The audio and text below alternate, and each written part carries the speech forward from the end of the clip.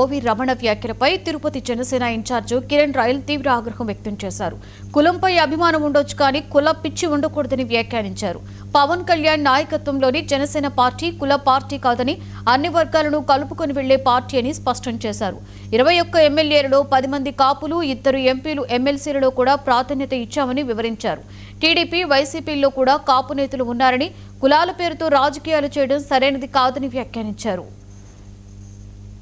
తిరుపతిలో ఒక పెద్ద మనిషి గత 18 సంవత్సరాల ముందు తిరుమల తిరుపతి దేవస్థాన పాలక మండలి సభ్యులుగా పనిచేసిన, మా కులంలో పుట్టిన, మా కాపు కులంలో పుట్టిన బలిజీ నేతగా చెప్పుతున్న ఓవి రమణ గారికి కొన్ని విషయాలు గుర్తు చేస్తూ ఈ ప్రెస్ మీట్ పెట్టడం జరిగినది.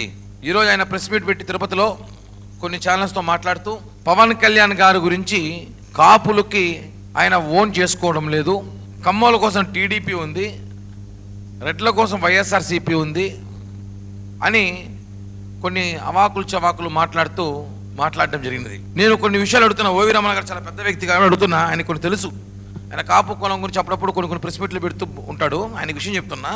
జనసేన పార్టీలో 21 మంది ఎమ్మెల్యేలు ఉన్నారు, 10 మంది కాపులు ఉన్నారు, 2 ఎంపీలు ఉన్నారు, 2 కాపులే ఉన్నారు, 2 ఎమ్మెల్సీలు ఉన్నారు, 2 కాపులే ఉన్నారు.